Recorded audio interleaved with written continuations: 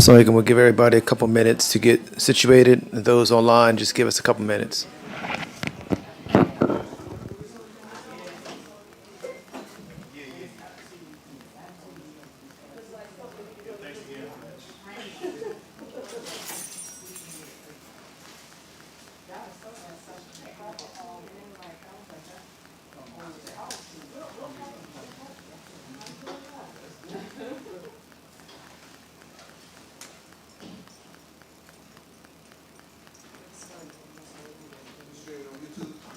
Yes, on YouTube.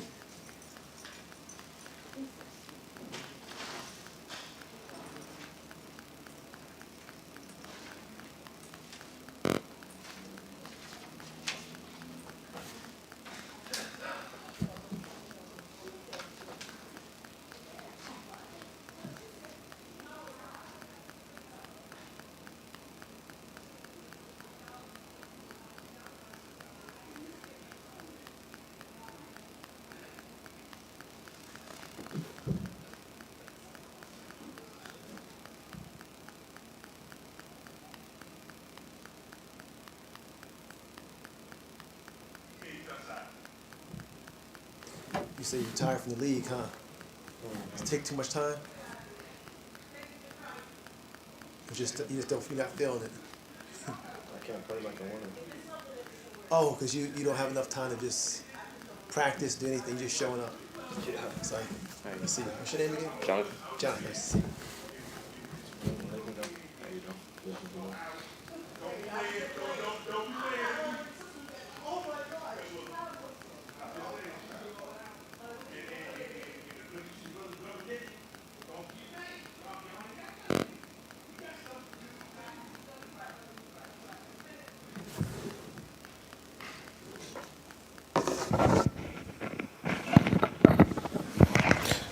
Okay, let's open up with Surah Fatiha. Bismillah ar-Rahman ar-Rahim. Alhamdulillah Rabbil Alameen. Ar-Rahman ar-Rahim. Maliki Yawmiddin. Iyaka na'budu wa iyaka nasta'in. Ihdina as-sirata al-mustaqim. Sirata alladhina an'amta alayhim. Ghayru maqtubi alayhim waladdallin. Ameen. Alhamdulillah Rabbil Alameen. Wa salatu salam ala Rasulihi sallallahu alayhi wa sallam. Dear believers, thank you for just joining us for a brief Taleem. We'll try to get to the point and continue from where we left off in Jummah Prayer Friday. Our theme Friday was the book and the wisdom. And we know this is a theme that's often discussed in the Quran. You hear like this idea of the book. You also hear the idea of the wisdom. But I wanted to reflect on how Allah presents the two and how we can apply it to our lives, our community, and what is it really? So let's go to this slide right here. So it says, what is the book and wisdom? Defining wisdom. Who is giving wisdom? What is divine wisdom? Extracting the Quranic and prophetic wisdom and applying the book and wisdom to our lives. So that's what we'll do, and let's move right into what Allah says here. He says, A'udhu billahi min shaitanir rajim, Bismillahir Rahmanir Rahim. It says, Huwa alladhi ba'atha fil yumiyin, Rasulam minhu yatlu alayhim ayatihi, ويزاكيهم ويعلمهم كتاب والحكمة وإن كانوا من قبل لفي ضلال مبين. So it says, this is the famous verse, and let me make it a little easier to read. I forgot to switch the font.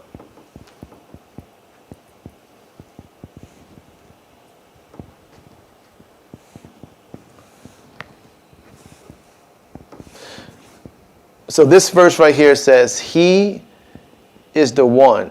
So this is talking about He. This is the prophet. No, this is the law. It says, He is the one who raised from the illiterate. This word ummi is really dealing with like common sense.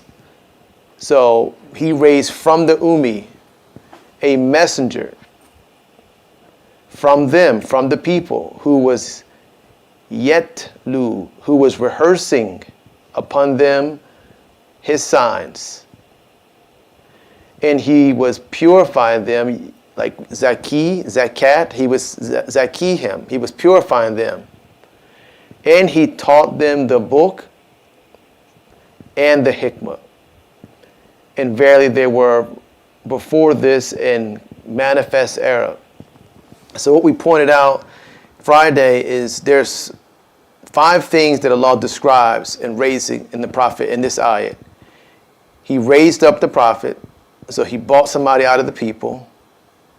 The Prophet was reciting to them, so he's rehearsing the signs. Whatever he got from Jibril, he took it out to the people.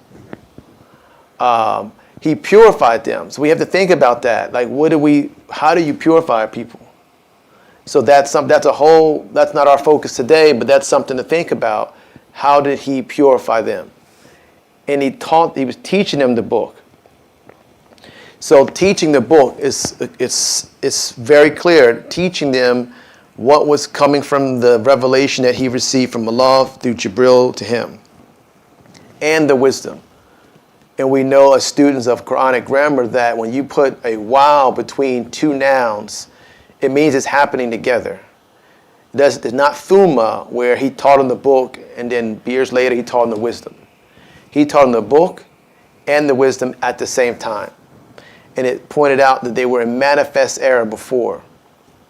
So for us, we have to think of the Quran as also having a separate concept of wisdom, something it's something that's not obvious. It's something that's its own study. There's a brother who just did a PhD on this same subject, wisdom in the Quran. And he's pointing out things that we don't necessarily think about, like how things are said, like what the Quran focuses on. Like what we would do is just think of the verses that say wisdom. But this is, the Quran itself coming when it came was wisdom. The Quran came, the year 610? It came right at the time where things were recorded. If it would 500 years before, there would have been no hadith. They weren't writing anything at that point. So it came at the perfect time in human history. That's part of Allah's wisdom. So let's look up how this. So if you just do a simple search, you will see that the word kitab in some Quranic tools comes up 182 times. So this is how we have to also be students. We have to say, okay, if I'm looking up something or I'm researching something in the Quran, where is it in the Quran? The word al-kitab is 182 times. The word hikmah, 125. Now sometimes it's not talking about wisdom. Sometimes it's talking about wise. Sometimes talking about judge. But just the idea is in the Quran many times. Let's see how it defines. Let's see if you can see this. So hakama, it says to restrain from. Okay, you can see that. Exercise judgment, command, give judgment, be wise, wisdom, one who judges. So it's a little bit of everything. Characterized by wisdom, guarded against corruption, made from solid, sound, free from defects and imperfections, sound in judgment. So this idea has a lot of different meanings. The one meaning that you don't really see in here is strategy. That's the word I like to use sometimes too, because it's an interchangeable concept. And like we mentioned Friday, the English definition of wisdom of hikmah doesn't work for us. It's insufficient. Because if I say wisdom, what comes to mind? Like if I just say, we said Jonathan? If I says, this person has wisdom, what would you be thinking about? Intelligence. Would you have an age? Would you have an age on it? Yeah, like older people got more wisdom. Yeah, that's true. But it's not always that. So that's the problem with English, because what happens is the translator is saying, let me pick this word. So he could have chose any one of these words. He's putting one word in, and your mind automatically thinks to an older person. Whereas that's not how the Quran defines it. There's different there's different parts of things. So a mother would have more wisdom than a daughter, and it comes to motherhood, because the daughter doesn't have children. But it just depends on what you're talking about. And we used the example Friday, and this actually happened in a masajid in our community. So we have a community, not the name of the community, that wasn't online. They weren't on social media. But a young brother that was there, who's savvy in that, got them on all the platforms. So now their message from Friday or Sunday, or whatever they're broadcasting, went from 2 or 3 people on Zoom to now the whole worldwide community. So that young person is applied wisdom, because it took a strategy that the community leveraged to get them to their invitation out. So we wouldn't say that he can't have wisdom, or a teenager can't have wisdom. It's different. Some scholars say that it's more like hukum or hikam, like a different type of wisdom, but it still qualifies. Well, let's look at this right here. It says, who is given wisdom? Is this the right verse? Let me see. Oh, yeah, this is 2 verses. So this is very interesting. So look at the first verse, where it says, the devil threatens you with the prospect of poverty and bids you to shameful deeds and stinginess, while Allah promises you forgiveness and great bounties from him. And Allah is the all-bountiful, all-knowing. And the next ayat says, and he grants wisdom, min yasha'u, to whoever he wills.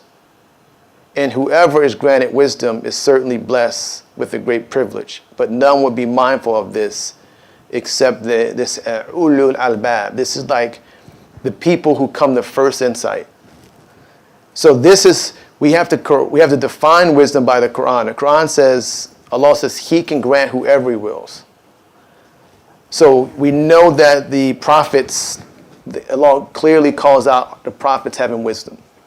But again, this doesn't preclude anybody from having it. This is how I would look at this. Any thoughts about these first couple slides? Let me see if anybody's online. We have here. Okay, just a couple. So any thoughts about just the first, what we've covered so far? Going back to what you said about who we think has wisdom. Right. And it's a cultural thing too, where, older people Right. are viewed as having more wisdom and, let's say, younger people, right? Right. But it also depends on the context on which we're talking about. Okay, what wisdom we're talking about, in which area. That's right. In terms of, let's say, marriage, the older person may have more wisdom than that younger person who's just going into marriage, right? But you use the example about the younger person being savvy, Right. with technology, right? Knowledge and wisdom, right? Right. Put those together, and being able to help that community reach more people, Right. opposed to what happened. And then you see how they have to marry, they have to be together though. So you can have a community of single people. And the young person may develop an app, and now everybody's able to connect. That's wisdom. We would say that he took strategy and wisdom of his understanding of technology and helped the community. So that's how we would think of that. So let's just show you some. Let's go to the Quran.com. I use this a lot. Oh, sorry about that. So if you just put in the word wisdom, you'll see a lot of results. And sometimes it's saying like a man of wisdom with this verse, like Shu'aib. In this case, is talking about, verily my Lord understands best the mysteries of all that he's planned, for verily is full of knowledge and wisdom. So sometimes it's talking about Allah, like Allah is Al-Hakim. In Surah Yusuf, the second ayah, it says, he has given you the Quran in Arabiya la'aylakum yaqilun, like so that you may think. So in this case, this surah is connecting wisdom to the thinking, how we think, how we're able to use our brain. In Surah Yusuf, it says we gave him wisdom and knowledge. So he was given like a divine insight or interpretation of something. I wouldn't say divine, interpretation of dreams. I'm not saying somebody can't have that, but we would say that he points him out with having that. If somebody told me they can do that now, I would probably be a little suspicious. But I think Some people have it though. but I think Allah gives us gives some people the ability to gain insight on things. Yeah. That some people just can't. Like a premonition or somebody get ideas. Like think of all the people who go to the U.S. Patent Office per week. These are people who have ideas or discoveries that have not been in existence, that they're patenting, like this table, and they could have just had an inspiration. Right. So he had inspirations, but he was someone that was really good at that, and Allah pointed him out for history, like the example of him. Let's see what else. A couple more. Think about, was it George Washington Carver Yeah. with the peanut, Right. and just so many things that came from that. Right. And just looking at that vegetable, I guess it's a vegetable, yeah, or that crop, Right. and was able to take that and then create other things from it. Right. And it comes from studying, which Allah, from reading, Allah tells us to read and to study things, to gain knowledge. Right. And then, inshallah, we develop that wisdom about whatever it is that we're studying. Right. So yeah, we want to think of it as something that the Quran puts us in direct contact with the essence of, and the easiest way for us to get that. However, there are just things in nature that a person can gain wisdom from. Like we're having raised garden beds this week. Right. But if there's someone who is horticulture expert, and we brought them in and they showed us how to develop fruits and vegetables and feed this whole neighborhood, that person may not even be religious. Right. But they have a certain wisdom. May not be prophetic or Quranic or scriptural, but it's still wisdom. So, And also it could be experience. experience. You got any? That's a type of wisdom as well. Good. That's a good one. Talking about divine wisdom, but also experience and just life circumstances. Mm. That's why they look for older people, because most of the time they live longer and have more experiences. Right. But that's not the only type of wisdom. That's excellent. And what I thought about when you cook on Friday, in terms of the creation itself, how we can pick up how to do things, right? Right. Like, okay, I never thought about it. Like the airplane, for instance. Right. Or a dam, for instance. But where do we get that from? We got that from observing Allah's creation and how those creatures do those things. Right. And we're able to take those things that Allah has created and the actions that they take, and we take the actions that they take and we implement them in our lives. Mm. Or create instruments like a plane because we saw the bird flying. Right. Or we create a dam because we saw the beaver building the dam, right? Or building a tree house, for instance, because we saw how animals build their houses in trees. Mm. And so that wisdom. Right. Alhamdulillah. All right. So let's see. Go with the next example. So this is a Quranic, very famous verse that we know in Surah Nahl, where it said, "Id'u ila sabili rabbikal bil hikmah wa mau'izatin hasana wa jadiluhum billati hiya ahsanu inna rabbaka huwa ahlamu بِمَنْ ضَلَّ عَنْ سَبِيلِهِ وَهُوَ أَحْلَمُ بِالْمُهْتَدِينَ. So we have this famous verse that says, invite to the way of your Lord. And this same urdu, this is the idea of dawah, but it's the command form of dawah. So really the Prophet was commanded to invite people. He wasn't, this was like revealed to invite to the path, the way of your Lord. So, but it's conditional because it says bil hikmah. So this is like really, this is a priority. This is something we have to think about, because if he was commanded to invite to Allah or to the way of his Lord with wisdom, with strategy, then we have to do the same. And we have to think through, first we have to think through the divine strategy that Allah gave us, and then we have to think through like the environmental circumstances that we're in. So I think this is very important. It is just not wisdom, it's also ma'idhatun hasanat. So ma'idhatun hasanat. So this is like speech that is excellent. So you may have a great invitation, but a bad delivery. This is saying you have to have a strategic invitation and perfect or excellent delivery to whoever you're inviting to. So this is such a loaded phrase because it's so much in it for us to think about and how we are applying this to our lives.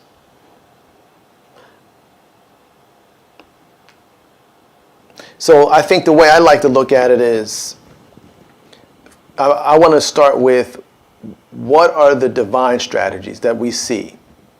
Like if we just took a step back and said, okay, we have this religion, we have this Quran. What are some of the strategies of it coming to us that makes it unique?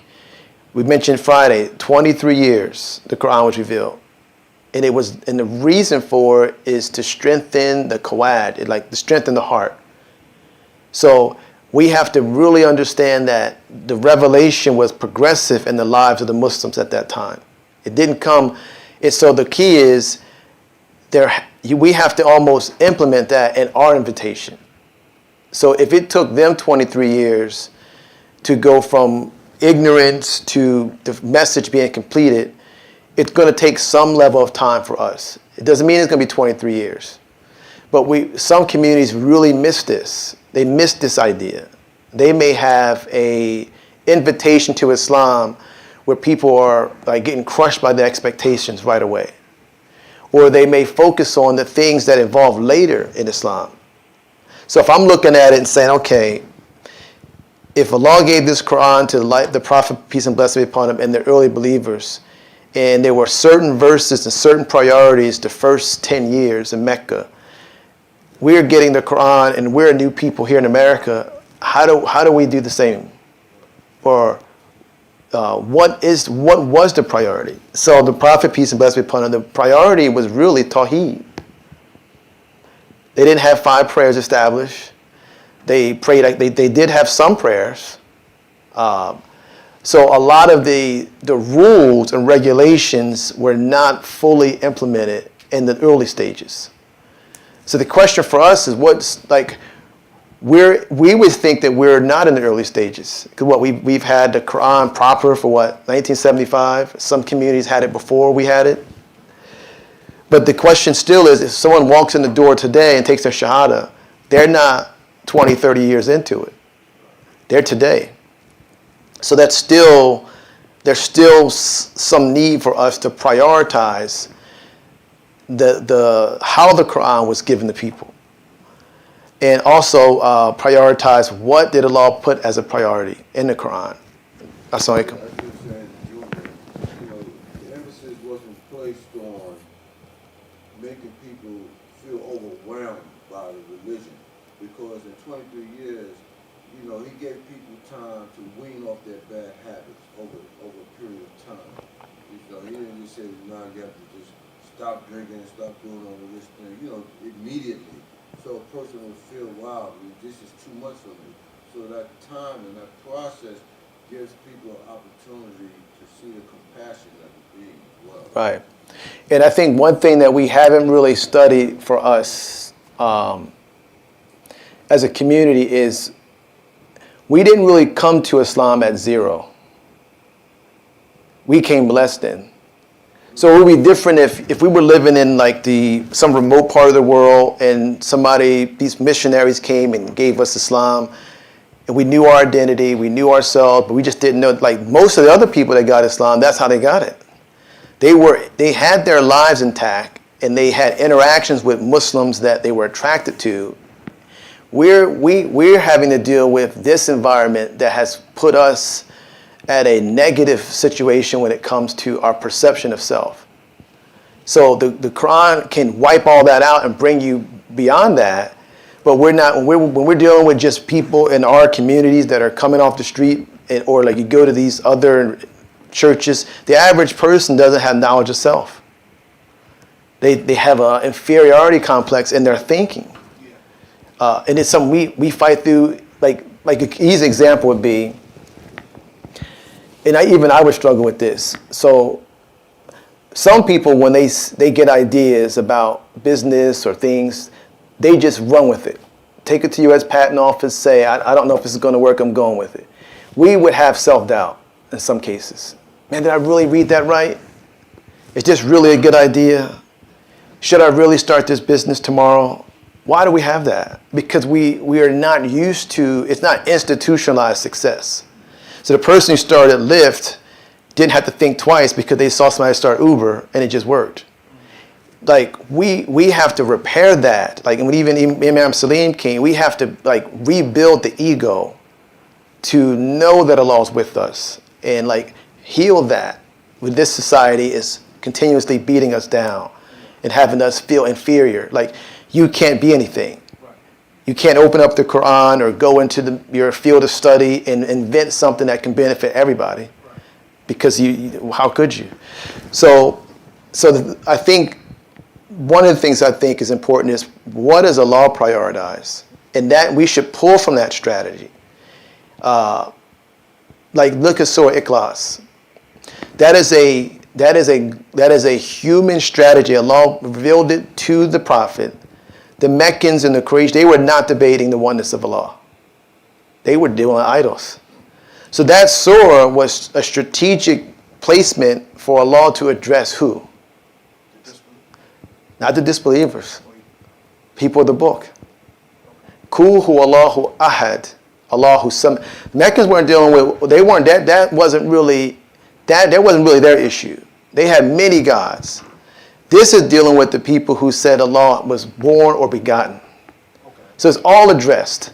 But Allah strategically is placing something in the Quran because He knows the human audience, it needs to get to the right people. There's so many verses in the Quran that came for the people of the book that we have an obligation to get to them, like to help them with their issues, not our issues.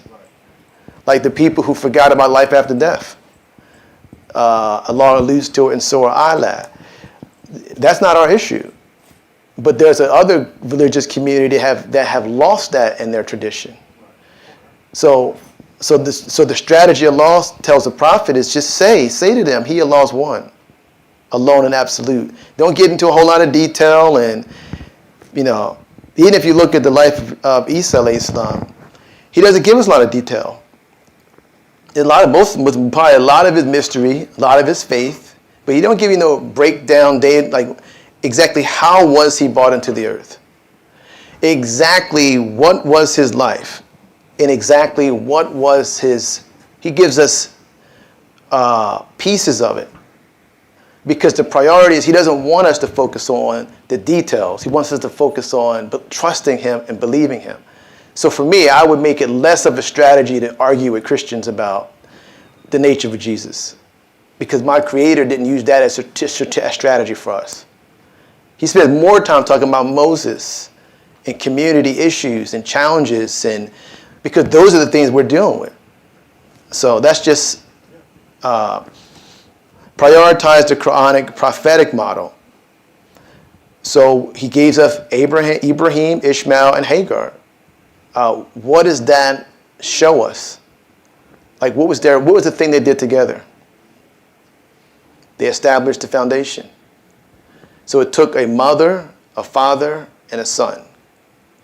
So to me, we would pull that, we would say, okay, our Creator has given us the prophetic model of Ibrahim with his wife Hagar, with his son Ishmael, may Allah's peace be upon them. And we know that they built the house and the foundation that we face, but it took a family. So what that's telling me is that when we're inviting people to Islam, we got to let them know this is a family generational effort to build community. We need moms, daughters, sons, grandpops, granny, you couldn't have done it without any one of them. And most importantly, Hagar, because that's what most of the world has missed. They missed that it's essential to have a woman's input in establishing human life. And that's why, like, even you see disrespect at the haram. I was telling a brother, I'm like, how can you treat women harshly in the Kaaba, in the haram, where you have to honor a woman in your umrah and hajj? You can't skip that. You can't say, well, I'm not going to do Saeed today. You have to do the 7 Saeed, and you should be making dua for Hagar. But if that's to teach you that she's crucial to Islamic and human life. But they missed that. So, but we pull that strategic example out of that story and we make it a part of community. I had a sister tell me Friday that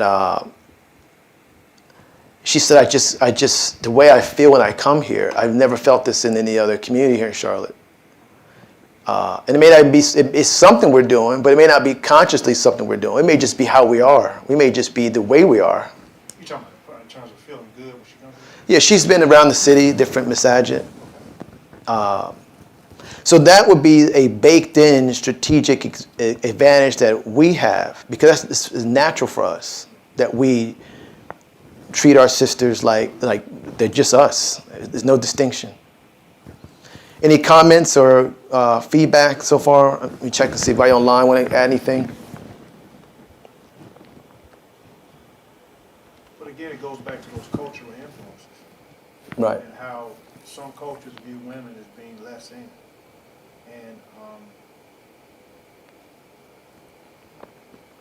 And it goes back to scripture. Right. In terms of how people have interpreted scripture. Misinterpreted, whatever. Yeah, and when we're talking about, Eve,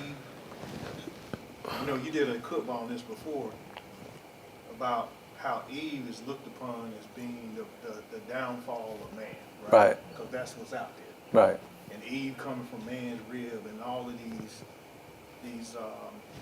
misinterpretations. Right. And how Eve is blamed for that. Right. And so with that misinterpretation, then you see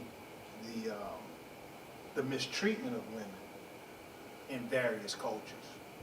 And it doesn't even have to be, it's in different religions too, right? It's in our religion. And it's in our religion. And we have no excuse. Right. I mean, I don't know how that can happen. That's a big problem for us, because why would we be blessed as a ummah if we don't treat our women the way that they deserve? That's crazy. It's crazy, and you go back to the Hagar. Yeah. Then you look at the prophet's wives. Right. Right. So you have examples in Prophet Muhammad's lifetime, sallallahu alaihi wasallam. You have examples in Prophet Ibrahim. Right. But you allow your culture to dictate that instead of looking at the examples of Prophet Muhammad sallallahu alaihi wasallam and his wives and children and how they were treated, as well as Hagar. Right. She was treated. Right. Especially if you come from one soul. How did that get in? So we have to have let's add a couple more Quranic prioritize Quranic themes for business. So what does Allah say about business? How do we pull from the wisdom of it? So that we can help us in our lives. Prioritize Quranic themes for family life. So we know that the Quran defines the spouses as garments. That's a huge issue in our society right now. People have gender wars, but we really can't live without each other. In fact, you can't build community like that. Like, you cannot divide apart. I'm sorry, you can't multiply apart. So if I'm a soul, like I know I'm a soul, I know my wife is a soul, but really the soul has a companion. So if I'm just a part and I want to build, you cannot multiply apart. You have to be whole. So the community has to, if we want to see community life flourish, we have to flourish through marriages. Whereas society is promoting something total opposite. But that's part of our strategy. This is a really good one too, because if you go to anybody and talk about how Muslims marry, in the best case scenarios where not a long courtship, a whole lot of no extra, no Netflix and chill, just halal dating and marriage, they would be blown away. Yeah. They'd be like, what are you talking about? How are you going to marry somebody you never lived with for 2 or 3 years, or you only knew for a couple months? It can't process it.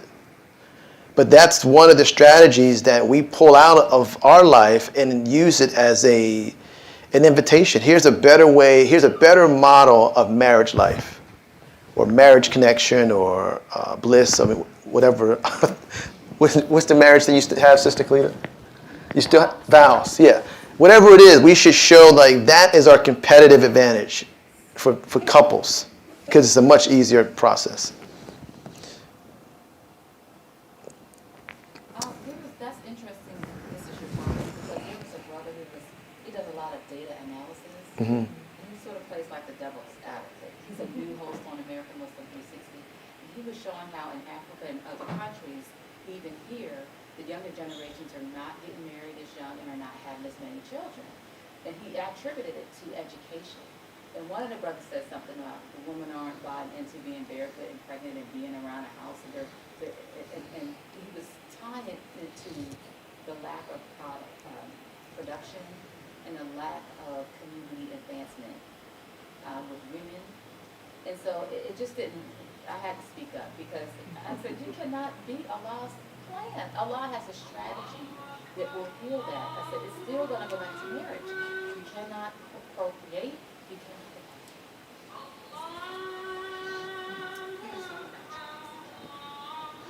So here's a good question to ask you. I don't know if anybody thought about this, but we all say that education is our top priority, right? Yes. But there's something that comes before education. So let me give you two. There's awareness and there's education. Which one do you think comes first? Education or awareness? Awareness.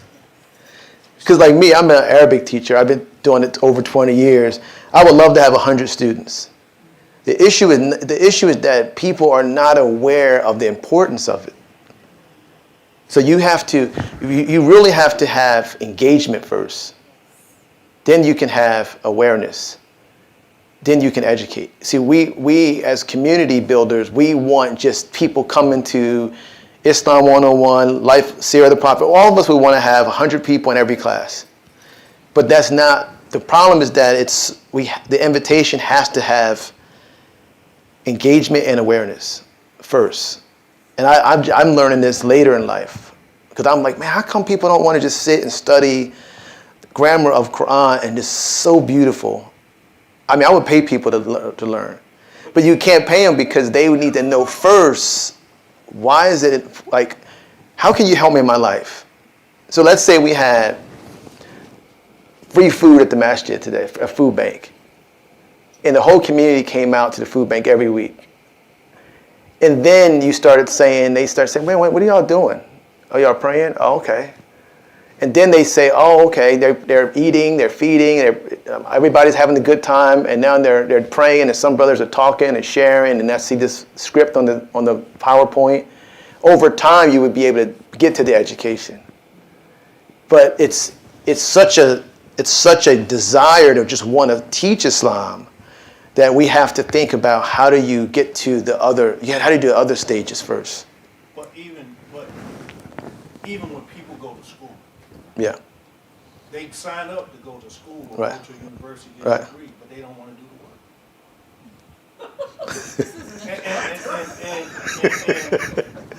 And I'm just being honest. Right. They try to figure out. I'm not saying all. I'm saying there's a great multitude out there that just want to get by, Right. or they want to figure out a way to cut corners, right? Right. And so that same mindset, It's real. It's there. It's real. it's with you know, the Quran. I'm just satisfied with just reading it, Right. you know. But that's part of it's awareness though.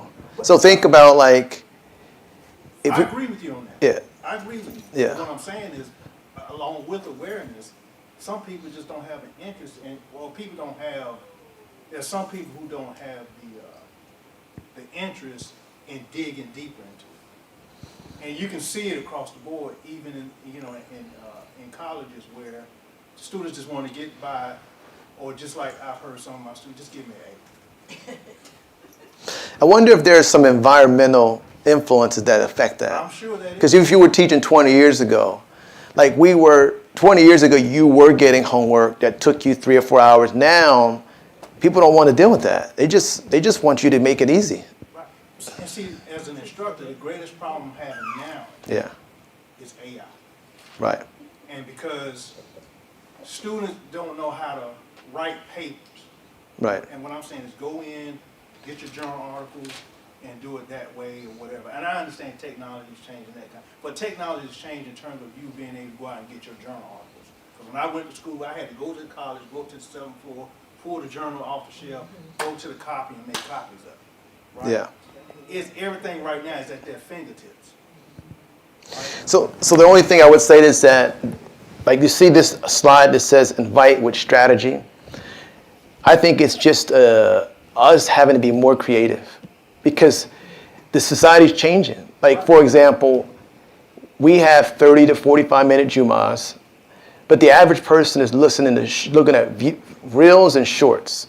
Most of us are not able to put an attractive Islamic message into a reel that's going to reach millions of people like other people are. Right. We want people to just come to an hour lecture or our Taleem, or that's just, so like the strategy, like this is where we have to do the wisdom part. Like I don't have the answer, but I'm saying that you almost have to find a way to use the technology to your advantage, or help them use it. Like give them like even at work now, you may have this at your work. We have AI generated policy things. So instead of me searching for a policy, we can use like Copilot. We are wearing it out. I use it in my studies. Hey, but see, this is the problem. No. The problem is when they get to where they have to write reports. You're right, because then I still have to tweak that, because I get AI reports for my work, but I'm responsible to edit the AI report. Right. And if I don't, it reflects on me. And another, but you're creating reports, and then I'm speaking from Yeah. my place of employment. You're creating legal documents. Right, And so when you're using words in the wrong context, right, right, that impacts the report. right. And so there's some things that we just can't. So I think your point is also that you can't just keep getting a shortcut and a shorter cut and a shorter cut and a shorter cut. That's it. Right. You can't. Sometimes when we're learning that Arabic, it takes time. Right. It takes time. It takes dedication. Right? I've been doing this since we were on Tuxedo. But we have to also acknowledge that we do have a systemic challenge in retaining young people in our communities, Right. keeping them engaged, raising awareness. Like we all want to talk about vows and bliss. We can't get single people to the masjid to talk about these crucial issues. So we know what we want, but we have to find a way to marry it to like what would be the best way Yeah. to do this. So I would just add to that. Yeah. I make a comment when you were talking about AI, because I was thinking back, you know, when I was in school, when I started elementary school, we had to learn how to identify letters, write letters, do script. Now you come across children who have never taken that, and they can't write. I mean, their penmanship is so terrible because when, sometimes when I was at work, people have to fill out forms because we train them and they have to fill out a skills validation tool. And they can't even write their name. I'm looking at it like, what is this? You have to go and look them up according to their ID number in order to see how their name is spelled because they can't write it. They Right. can't print it, they can't do cursive, it's just terrible. Right. So, because they had keyboard. A lot of kids had keyboard. My children, they had computers in school. And so that's why they don't write well. That's why Alhamdulillah. their penmanship is so terrible. So Alhamdulillah. I was just gonna say that because AI is doing that to people that don't know how to write. Yeah. That's true, because I had a coworker who said she had taken some young lady to get a license, and she just broke down, had a breakdown, and they didn't know what was wrong with her, because she didn't sign for anything, she Oh. did not write them. Didn't know how to write their name, don't know how to write cursive. I don't know how to write them. Type with a keyboard. So we have 2 more slides. Extracting from the life example of Muhammad sallallahu alaihi wasallam. And this to me is like this is a deep dive. We're going to find different things in his life. But I would say looking at it holistically. So yes, you want to look at what is recorded in his authentic sayings. You also want to look at what is in the seerah. But you also want to look at like just his full life. Because the way I would look at it is every single detail of his life has a divine wisdom for us. Like it means something that he was an orphan at a young age. It's not just a first paragraph in the history of the prophet. It's like, okay, what is, like that built his psychology. Like he had hardship. I mean, how you're going to visit your dad, his grave, and then your mom passes on the way back. So like most time we don't really focus on pulling from that psychology that formulated him. Like the fact that he was a shepherder, like how his gentle nature, like how do we extract from those things in his life and use it in our lives? Because if Allah described him as a mercy to all the worlds, the mercy started with birth. And it blossomed with the revelation. Like some scholars look at the word ikra as meaning like a flower, like to fully blossom. We think of it as reed, but he was already in his perfect nature as a person. He was in his fitra. He did not have the expression to help his people. So when the revelation came, now instead of him just going to the cave, he can go to the people and say, well, this is how you. So I think we just, like even like Imam Nasif, when we're in the classes and we're listening to like these events that are happening, like every little piece is crucial. And some of it we have to acknowledge even though we don't want to. Like it took me a while as a young Muslim to understand, like, wait a second, the Prophet was kind to Christians. His uncle was a polytheist. He didn't treat his uncle crazy because people talk crazy about other people. Like what was it that he gets this revelation and it's talking about Tawheed, but he never treats his uncle with heart like crazy. There's no recorded thing that says he disparaged him like that. So we have to apply that to our lives and like how he treated his wives, who he married, why he married. And we don't really know the tribal dynamics. I know you talked about that a lot in his Sirah class. Like we can't really qualify because we don't know what it's like, all these different tribes. So if he married somebody or somebody else married, everything was strategy. Because he was thinking not about today, but how do I bring this whole society together? So we can't do what he did, but we can do it in our society. We can think about how strategic alliances, strategic marriages, like how do we pull that into our society? And how do we use that in building? It's part of our invitation. So I think that's a whole study in itself to try to first appreciate it. First we got to learn about it. Then we got to see how we apply it. Then we have to use it in our invitation in some creative way. Can you speak on the strategy in terms of his experience in Tahiti? I mean, You talking about how he was always tormented? well, yeah, how he was tormented, but Allah told him to invite with wisdom and beautiful preaching, right? And let's say he did go there with that, but the rejection that he got from those people, can y'all elaborate on that in terms of how it did not stop him from doing it, like later on, or? You mean how it didn't break his spirit? Yeah. Well, he received revelation after. But these are his people, right? And he had the chance to destroy the entirety of the community. But he chose mercy because he had the foresight, he had the understanding that these people, that's what he's talking about, like complete yaqeen, trust in Allah subhanahu wa ta'ala in his ways, and understanding that if I have the truth, there's no way that their children are someday going to grow out of that ignorance and accept Islam and accept the religion, right? And so he has that full, complete trust in Allah, even though it was traumatizing for him, even though it was one of the worst experiences of his life. He still has that trust in Allah subhanahu wa ta'ala, and then Allah subhanahu wa ta'ala sends down revelation to him, reaffirming that you're not the only prophet to go through these trials. You're not the only one to suffer these things, and that success is inevitable as long as you stay through this righteous path. So what would be an example of that in our history? Because I think we have that built in some way.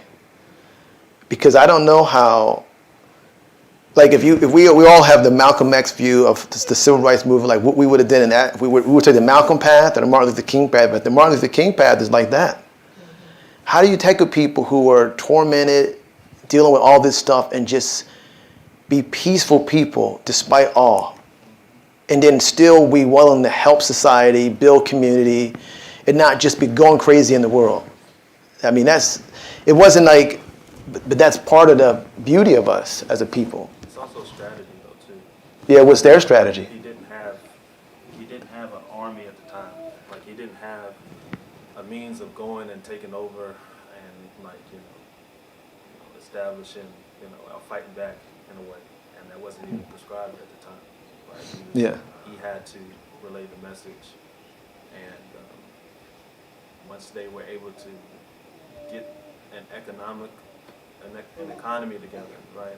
A full social economy and reform together, then they were able to, protect themselves and fight against their foes. Like the Treaty of Hudaybiyah, like that's a real tough one, because you're like, man. And we know his Sahabas didn't want to turn back.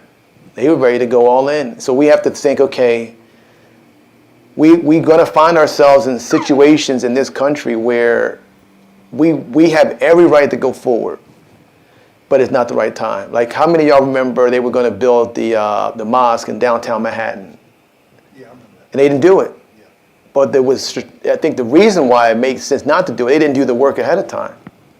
That would have been like a moment of, let's just force the issue, and even though society's not ready, and it backlashes. That was in the 911 side. It was somewhere around there. It would have been insensitive. So like, they had the right, they're in America, they have the resources, they can do what they want to do, but was it the right time? And we probably have that in our history. We have to go back and study the history of Islam in America and see, like, we've had to do moments like Taif where it just wasn't the right time. Some people didn't do it though. Like, we had some people in the 80s and 90s. I mean, I was in, everybody now kind of came up in the Philly area. They had these different groups of Ansar Allah. They were hardcore, like just super militant Muslims in the mid-80s. And I'm just like, what's going on? I was at a brother's house once, and I was a teenager. I was probably like 5 or 6 years old, and I think I lied. This brother was ready to give me like Islamic Sharia. I'm like, and it took some intervention on my family's part. But if it wasn't intervention, who knows? No, I think I told it like a little tale. The brother tried to, going back and grabbing some utensils. I'm like, wait. But I'm saying, like, whole communities struggle with this. If you think of the movement of Islam in America and how communities, they have all this information of Islamic history, but the people are not really there yet. Like, we're still getting there.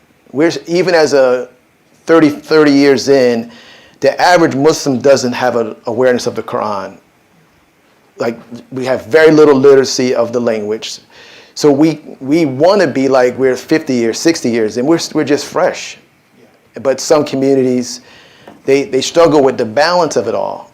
I had a family member who came to Islam, and they only made it like 2 years, because all of a sudden they college graduate, they can't work anymore, they have to change their dress, all this stuff is coming to them, and I'm just like, what are you talking about?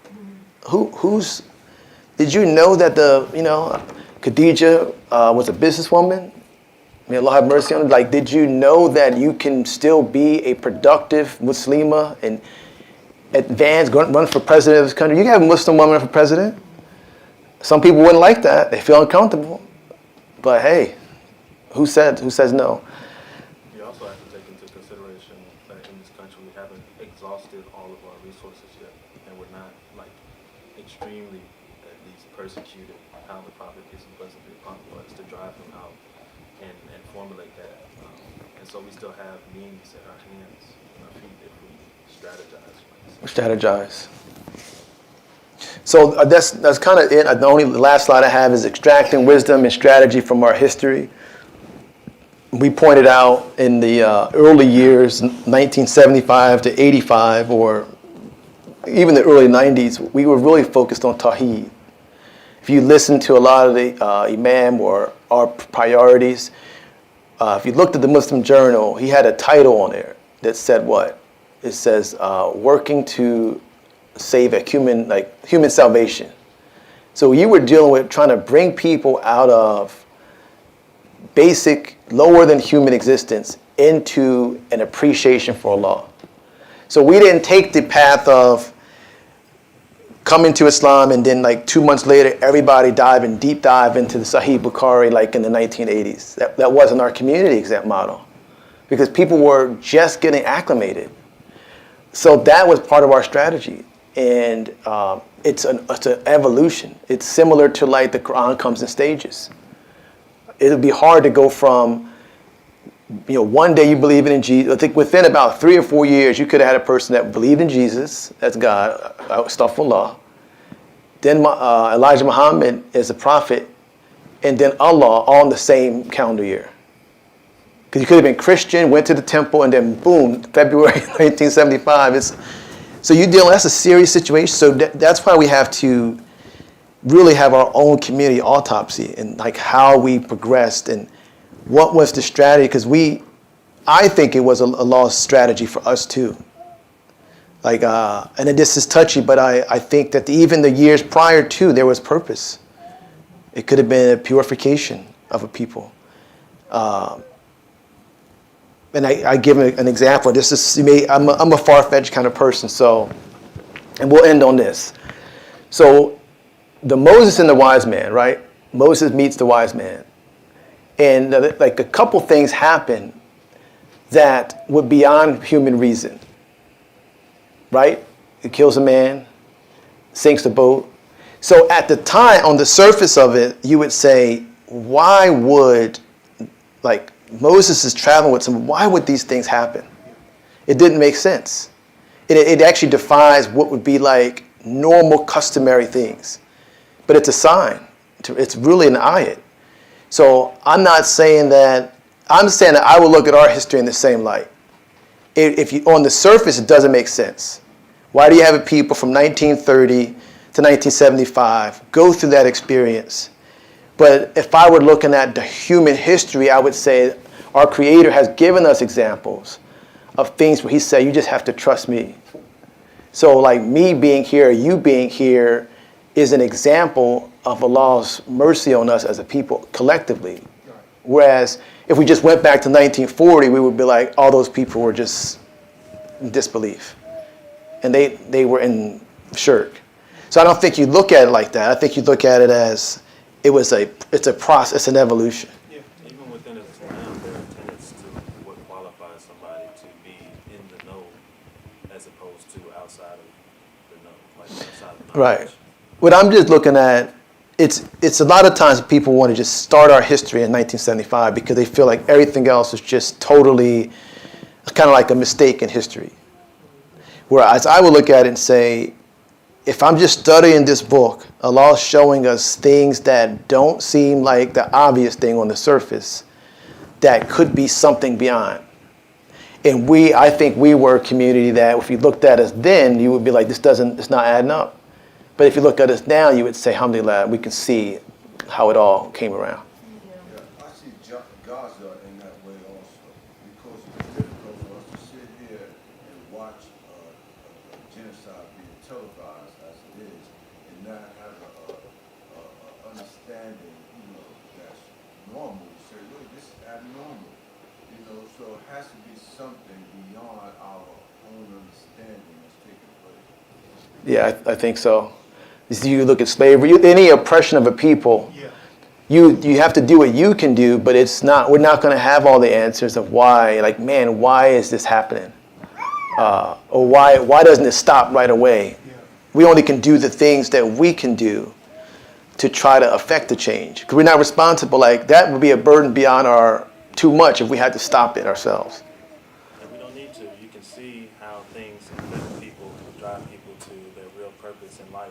Like, we have over 250 elected officials that are Muslims nowadays. Like, we have a mayor running for the most powerful city in the world that's going to be a Muslim socialist, democratic socialist. Now you talking about, you going to that? I mean, you mean people want to support him? Mm-hmm. Like from You- 9/11, I mean, from 9/11? and now you got. Never would have thought that ever. Not last living in- year, you wouldn't even thought that. Not living in a capitalistic society. Trump's worst nightmare. Yeah, but I think we're that people too, though.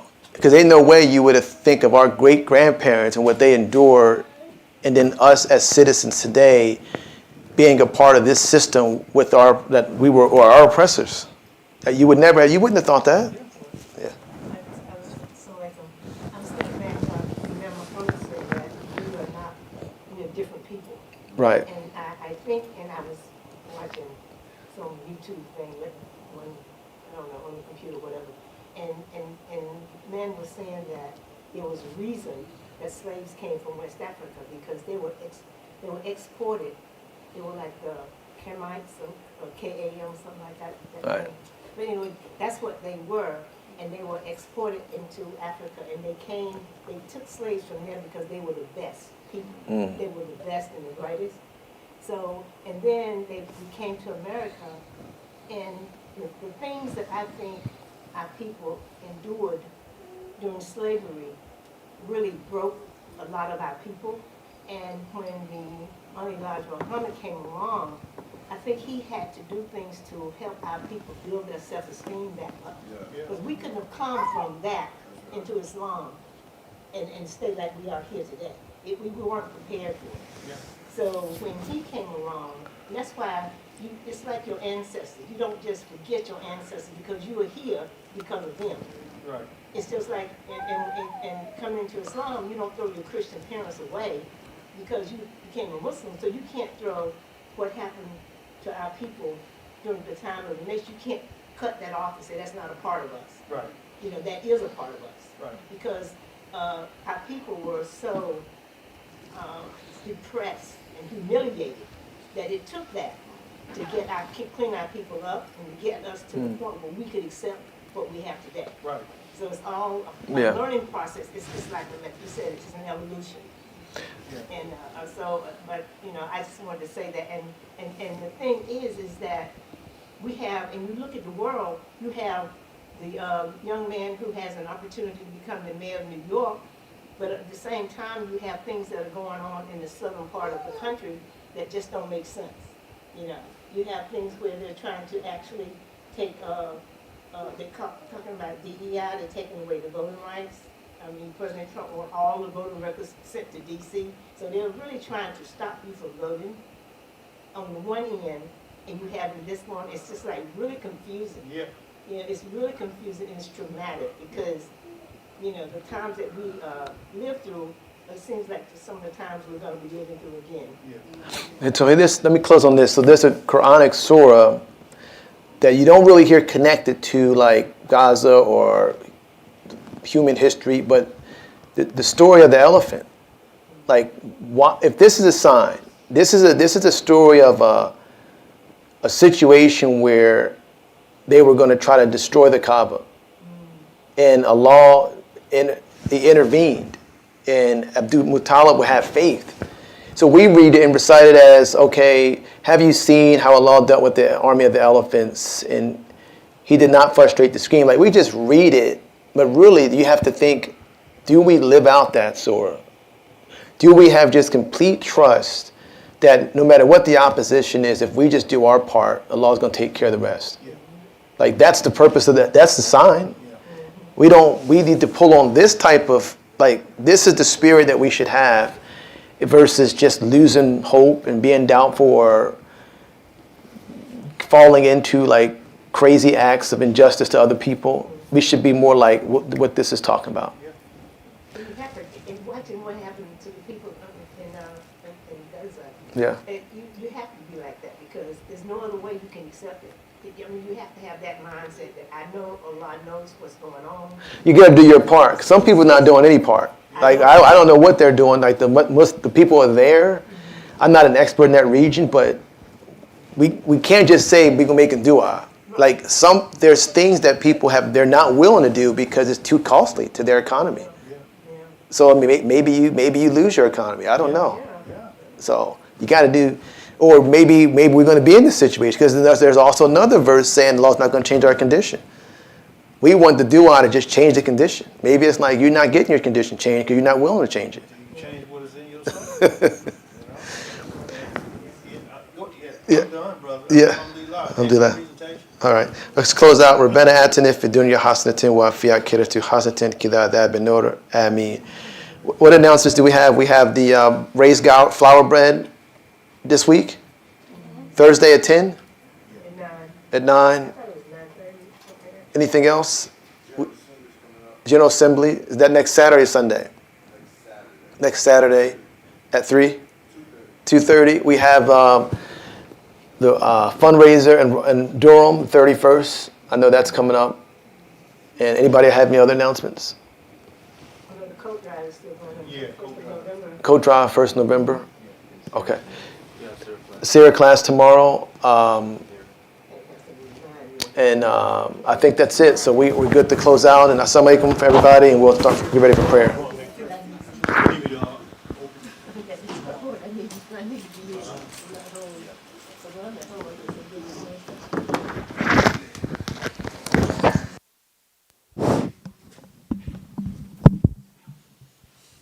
Allahu Akbar, Allahu Akbar, Allahu Akbar, Allahu